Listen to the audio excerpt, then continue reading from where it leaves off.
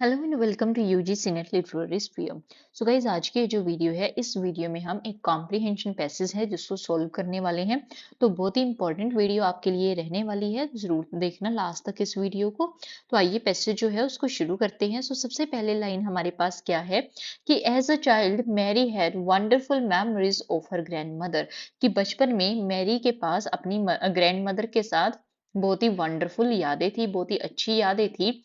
They did so many exciting things together, वो दोनों grand mother और मैरी मिलकर बहुत ही एक्साइटिंग चीजें, बहुत ही रोमांचक जो चीजें थी वो इकट्ठे करते थे। रोमांचक चीजें कौन कौन सी थी?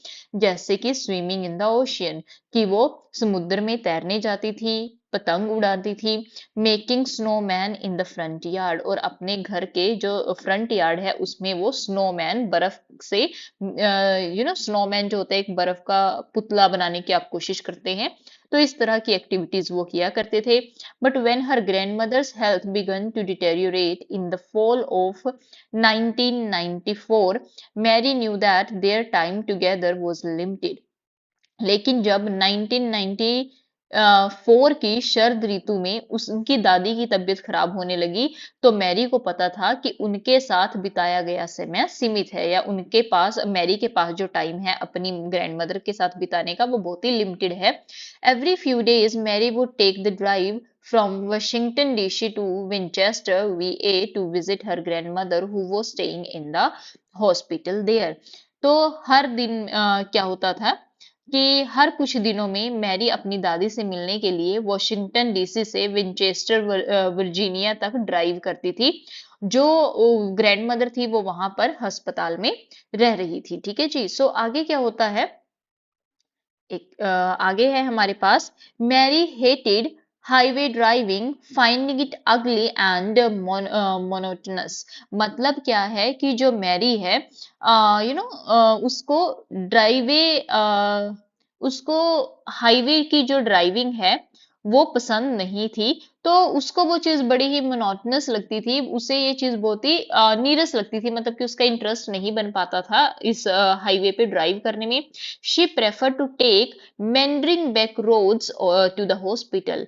तो वह क्या करती थी, अस्पताल जाने के लिए जो घुमावदार पिछली सड़कों पर जाना पसंद करती थी। हॉस्पिटल के जो पीछे वाली बैक रोड है जो कि घुमावदार है, वहां से वो जाना प्रेफर करती थी। When she drove through the rocky town of Harper's Ferry, the beauty of the rough water churning at the intersection of the Shenandoah and Potomac river always captivated हर।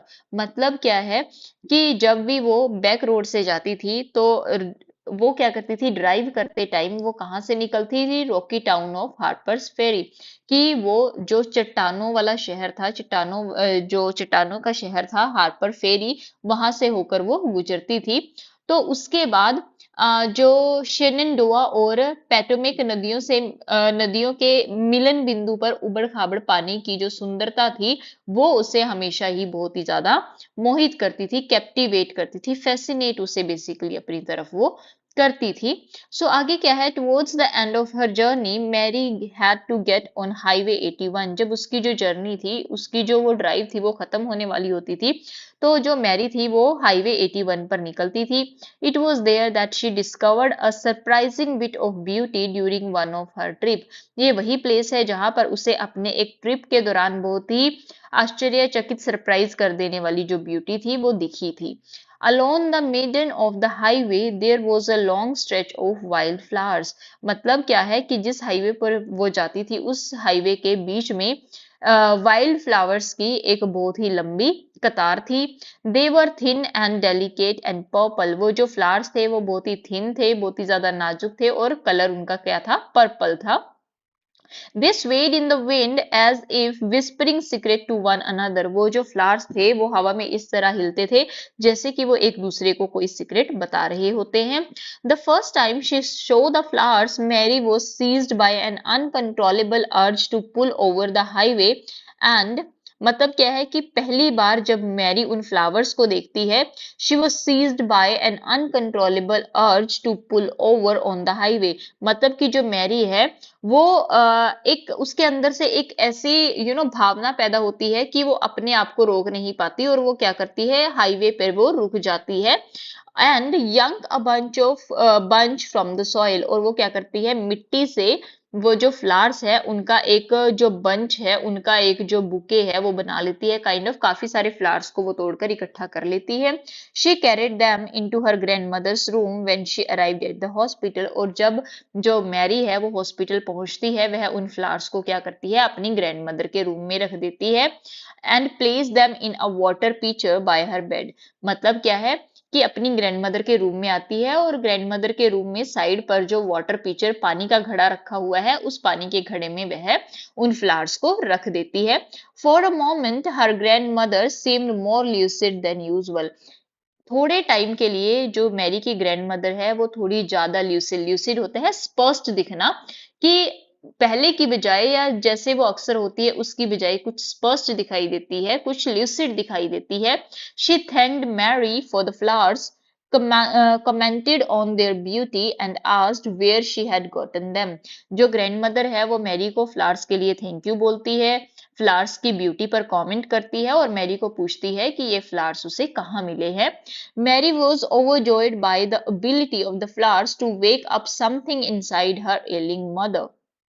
तो जो मैरी है वो बहुत ज्यादा खुश होती है ये देखकर कि जो फ्लावर्स है वो कितने ज्यादा सुंदर है, कि उन्हें देखकर उनकी जो ग्रैंड मदर है उनके अंदर कुछ अलग ही भावना या अलग ही जो भाव है वो उत्पन्न हुए हैं। उसके बाद क्या है कि afterwards Mary began carrying clippers in the car during her trip to visit her grandmother। उसके बाद जब भी जो मैरी है वो अपनी ग्रैंडमदर को मिलने के लिए जाती थी, वो अपने ही कार में हमेशा क्या कैरी करती थी, क्लिपर्स कैरी करती थी, जिससे वो फ्लावर्स कट करती थी। She would quickly glide on to the shoulder, jump out of car and cut a bunch of flower. वो अक्सर क्या करती थी, जाते टाइम हाईवे पे रुकती थी, कार के ऊपर चढ़ती थी और कार के ऊपर चढ़कर वो क्या करती थी, फ्लावर्स का एक बंच वहां से तोड़ लेती थी। Each time Mary place the flowers in the picture, और हर बार जब भी मैरी अपनी ग्रैंड मदर के रूम में जाती थी वो वहां पर क्या करती थी, जो वो घड़ा रखा हुआ था उस घड़े के अंदर वो फ्लावर्स रख देती थी। हर grandmother's eyes would light up and they would have a splendid conversation, और ये फ्लावर्स को देखकर मैरी की जो ग्रैंड मदर है उसकी जो आंखें थी वो चमक जाती थी, उसकी आंखों में चमक आ जाती थी और उनकी जो बातचीत होती थी वो बहुत ज्यादा स्प्लेंडेड होती थी, वो बहुत ही ज्यादा खूबसूरत होती थी। It was a chilly morning in the late October when Mary got the call. तो जब एक बार अक्टूबर में, लेट अक्टूबर में जो बहुत ही ठंडी मॉर्निंग का टाइम है, चिली मॉर्निंग का टाइम है, तो मैरी को एक कॉल आती है। The man eight the hospital calmly informed her that her grandmother had taken a turn for the worse। तो एक दूसरी तरफ से एक मैन की आवाज होती है, एक इंसान की आवाज होती है, जो कि मैरी को इन्फॉर्म करता है कि उसकी जो ग्रैंड मदर है उसकी जो तबीयत है वो बिगड़नी शुरू हो गई है, पहले से ज्यादा खराब हो गई है। Mary got in her car and headed to the hospital. Mary अपनी कार में बैठती है और हॉस्पिटल की तरफ वो चली जाती है। She sped past the place where she usually stopped to pick the flowers. जिस जगह से मैरी अक्सर फ्लावर्स तोड़ती थी अपनी ग्रैंडमदर के लिए, वह उस प्लेस से बहुत ही ज्यादा स्पीड में निकल जाती है। After continuing ahead for about a mile, she put on her emergency lights and pulled on to the median. मतलब क्या है कि जो मैरी है वो उस प्लेस से ऑलमोस्ट एक माइल आगे निकल जाती है, बट वो क्या करती है, वो अपनी कार की जो इमरजेंसी लाइट्स हैं उनको ऑन करती है और वो हाईवे के बीचों बीच आ जाती है। उसके बाद वो क्या करती है, she reentered the highway going to the opposite way. तो उसके बाद जब वो हाईवे के बीच में आ जाती है, वो दोबारा हाईवे पर आती है जो कि दूसरी साइड, अपोजिट साइड जा रहा है, मतलब कि वो यू टर्न लेती है basically. When Mary arrived back at the flowers, she was surprised to see how many of them had withered and turn brown. जब मैरी दोबारा उन फ्लावर्स के पास वापस आती है तो मैरी यह देखकर हैरान होती है कि किस तरह काफी सारे जो फूल हैं वो विदर्ड मतलब कि सूख चुके हैं और ब्राउन कलर में उनका जो कलर है वो ब्राउन हो चुका है। सूखने के बाद फ्लावर्स का कलर जो चेंज होता है probably as a result of cold, और मैरी यहाँ पर अनुमान लगाती है कि ये जो कलर चेंज हुआ है वो मोस्ट प्रोबेबली सर्दी के कारण हुआ है। आगे क्या है, nonetheless she spotted a patch that barely retained that vibrant purple glow। जो बड़ी मुश्किल से जो मैरी है उसको एक पैच दिखाई देता है, उसको फ्लावर्स का एक टुकड़ा दिखाई देता है जो कि बहुत मुश्किल से अपना जो पर्पल कलर है उनको रिटेन करके रख पाते हैं, उनको कायम रख पाते हैं। She cut a few of them and hopped back into her car. जो मैरी है वो कुछ फ्लावर्स वहां से तोड़ती है और दोबारा अपनी कार में आकर बैठ जाती है and headed for the hospital, और सीधा वो हॉस्पिटल के लिए निकल जाती है। When Mary arrived at hospital she found her grandmother very weak. जब मैरी हॉस्पिटल में आती है तो वो देखती है कि उसकी जो ग्रैंडमदर है वो बहुत ज्यादा कमजोर है एंड अनरिस्पॉन्सिव, और वो कोई रिस्पॉन्स नहीं कर रही है। She place the flower in the picture and set down to hold her grandmother's hand. जो मैरी है वो हमेशा की तरह वो जो फ्लावर्स है उनको घड़े में रख देती है, उनको पिक्चर में रख देती है और अपनी ग्रैंडमदर का हाथ पकड़ने के लिए बैठ जाती है। She felt a light squeeze on one of her fingers, और जब मैरी अपनी ग्रैंडमदर का हाथ पकड़कर बैठती है तो मैरी अपनी हाथ की एक फिंगर पर एक हल्का सा दबाव महसूस करती है। It would be the last conversation they ever had, और ये जो थी ये इनके बीच की लास्ट कन्वर्सेशन थी। ठीक है जी, तो ये आपका पैसेज है। अब हम क्वेश्चन देख लेते हैं। फर्स्ट क्वेश्चन क्या है, based on the things Mary and her grandmother did when she was a child it can be understood that married grandmother, कि जो भी मैरी और उसकी ग्रैंडमदर बचपन में करती थी उनके बेसिस पर हम अनुमान लगा सकते हैं कि जो मैरी की ग्रैंडमदर है वो किस तरह की थी। She was an exceptionally strong swimmer, की वो एक बहुत ज्यादा स्ट्रॉन्ग स्विमर थी। Had a variety of colourful kites, कि उसके पास काफी सारे रंग बिरंगे पतंग थी। इंजॉयड स्पेंडिंग टाइम आउटडोर, उसको बाहर टाइम बिताना अच्छा लगता था। या lived in a cold and windy area, या फिर उसकी जो ग्रैंड मदर थी वो एक बहुत ही ठंडे और विंडी एरिया में रहती थी। तो जैसा कि हमने शुरू में देखा था तो यहाँ पर कुछ हैबिट्स बताई गई थी कि जब मैरी छोटी थी तो उसकी ग्रैंड मदर और मैरी मिलकर क्या करते थे, स्विमिंग इन द ओशियन। वो ओशियन में स्विमिंग करते थे, पतंग उड़ाते थे, और वो क्या करते थे, बैकयार्ड में स्नोमैन बनाते थे। तो यहाँ पर जितनी भी एक्टिविटीज बताई गई हैं वो सारी आउटडोर एक्टिविटीज बताई गई हैं। तो इसीलिए यहाँ पर फर्स्ट क्वेश्चन का आंसर क्या होगा कि she enjoyed spending time outdoor, की उसकी जो ग्रैंड मदर थी उसको आउटडोर टाइम स्पेंड करना ज्यादा अच्छा लगता था। नेक्स्ट क्वेश्चन है हमारे पास, as used in paragraph 1 which is the best antonym, ये antonym आएगा, ये स्पेलिंग गलत हो चुके हैं। बेस्ट एंटोनिम फॉर डिटीरियोरेट, कि डिटीरियोरेट का सही एंटोनिम हमारे पास क्या रहने वाला है। सो डिटीरियोरेट जो होता है उसका मतलब होता है खराब होना, बिगड़ना कोई भी चीज। तो बिगड़ने का अपोजिट है खराब होने का। जो एंटोनिम है वो है हमारे पास इम्प्रूव होना। तो इम्प्रूव जो है वो इसका राइट आंसर होगा। नेक्स्ट क्वेश्चन है, as used in paragraph 2 the word captivated most nearly means, कि जो कैप्टिवेटेड वर्ड है इसका मतलब क्या होता है। कैप्टिवेटेड होता है किसी को मोहित करना, किसी को अपनी तरफ अट्रैक्ट करना। और यहाँ पर ये जितने भी वर्ड्स हैं, जैसे कि सबसे पहले एनर्जाइज, एनर्जाइज का मतलब होता है किसी को एनर्जी देना, किसी को देखकर बहुत ही एनर्जेटिक फील करना। फेसिनेटेड नेक्स्ट वर्ड है, फेसिनेटेड का मतलब होता है हमारे पास मोहित करना या फिर किसी को अपनी तरफ अट्रैक्ट करना है, किसी की तरफ अट्रैक्ट होना। सो कैप्टिवेटेड जो वर्ड है इसका जो नियर बाय मीनिंग है वो होगा हमारा फेसिनेटेड। सो ऑप्शन बी जो है ये राइट आंसर हमारा रहने वाला है। नेक्स्ट क्वेश्चन है, which best describe what the act of stopping for flowers on the side of highway became for Mary, कि इनमें से कौन सा ऐसा वर्ड है ऑप्शन में से जो कि इस चीज को डिस्क्राइब करेगा कि हर बार जो मैरी थी वो जाते टाइम हाईवे पे रुक कर अपनी ग्रैंड मदर के लिए फ्लावर्स इकट्ठा करती थी। तो वो मैरी के लिए क्या था, वो मैरी के लिए एक कर्स था, कर्स होता है श्राप। वो मैरी के लिए एक रिचुअल, एक रिवाज बन चुका था, एक रिग्रेट था, रिग्रेट होता है पछतावा, अब बोदर, बोदर मीन्स परेशानी। तो जो मैरी थी वो अपनी खुशी खुशी उन फ्लावर्स को लेके जाती थी, और हर बार जब भी वो जाती थी वो अपनी ग्रैंड मदर के लिए फ्लावर्स लेके जाती थी। तो एक तरह का ये रिवाज बन गया था, रिचुअल बन गया था मैरी के लिए। तो जो राइट ऑप्शन है वो है ऑप्शन नंबर बी।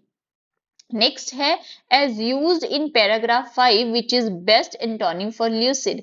मैंने पहले भी बताया था कि जो ल्यूसिड वर्ड है इसका अब मतलब होता है स्पष्ट, क्लियर। तो इसका हमें एंटोनिम बताना है, ल्यूसिड का एंटोनिम क्या होगा। अगर ल्यूसिड का मतलब होता है क्लियर, स्पष्ट, तो इसका एंटोनिम होगा कंफ्यूज्ड। क्या होगा? कंफ्यूज्ड हमारा ऑप्शन रहने वाला है। ऑप्शन नंबर सी जो है वो राइट ऑप्शन रहेगा। नेक्स्ट है what do the flowers come to signify for Mary, कि जो फ्लावर है वो मैरी के लिए क्या सिग्निफाई करते हैं, वो जो फ्लावर्स है वो किस चीज का प्रतीक है। सबसे पहले है the natural beauty of the United States highway system, कि जो यूनाइटेड स्टेट के हाईवे सिस्टम है उनकी नेचुरल ब्यूटी को रिप्रेजेंट करते हैं। An opportunity to compose herself before visiting her grandmother, जो अपनी ग्रैंड मदर को मैरी मिलने जाती थी तो अपनी ग्रैंड मदर को मिलने से पहले फ्लावर की मदद से मैरी अपने आप को कंपोज या शांत करने की कोशिश करती थी। थर्ड है a final chance to connect with her grandmother, जो फ्लावर्स है, फ्लावर्स मैरी के लिए आखिरी चांस था अपनी ग्रैंड मदर से कनेक्ट करने का। सो सी ऑप्शन राइट होगा, क्योंकि मैरी क्यों लेकर जाती थी वो फ्लावर्स, ताकि वो अपनी ग्रैंड मदर से कनेक्ट कर सके। क्योंकि जब भी मैरी फ्लावर्स लेके जाती थी, जो ग्रैंड मदर थी, ग्रैंड मदर बहुत ज्यादा खुश होती थी उन फ्लावर्स को देखकर। और मैरी और उसके ग्रैंड मदर की जो कन्वर्सेशन होती थी वो बहुत ही ज्यादा स्प्लेंडेड होती थी, वो बहुत ही ज्यादा सुखदायक होती थी। तो इसीलिए जो मैरी है वो फ्लावर्स के थ्रू अपनी जो ग्रैंड मदर है उनसे कनेक्ट करने की कोशिश करती थी। नेक्स्ट है it was a chilly morning in late October when Mary got the call, the word chilly in the sentence has been used as. तो जो चिली है, चिली मॉर्निंग जो ये यहाँ पर बताया गया है, चिली मॉर्निंग में मॉर्निंग क्या हुआ है, हमारा नाउन है। और जो भी वर्ड नाउन के बारे में एक्स्ट्रा इंफॉर्मेशन देता है वो हमेशा क्या होता है, एडजेक्टिव होता है। यहाँ पर जो मॉर्निंग है वो कैसी है, मॉर्निंग कैसी है, चिली है, ठंडी मॉर्निंग है। तो जो मॉर्निंग के बारे में एक्स्ट्रा इंफॉर्मेशन दे रहा है वर्ड चिली, वो हमारा क्या होगा, एडजेक्टिव होगा। सो ऑप्शन नंबर सी जो है वो आपका राइट ऑप्शन रहने वाला है। लास्ट है each time Mary placed the flower in the pitcher, her grandmother eyes would light up and they would have a splendid conversation. The word light up in the sentence has been used as, कि जो light up है वो किस तरह का sentence है, किस तरह का phrase है। ये एक modal verb है, ये एक phrasal verb है, ये एक auxiliary verb है, या फिर एक linking verb है। तो इसका जो right option है वो है phrasal verb। ये क्या है, एक फ्रेजल वर्ब हमारे पास रहने वाली है। सो जो ऑप्शन नंबर बी है, ऑप्शन नंबर बी इसका राइट आंसर रहेगा। सो गाइज आज की वीडियो में बस इतना ही है। I hope you find this video helpful, and if this video is helpful for you, don't forget to like, share and subscribe, and for more such videos do subscribe the channel. Thank you.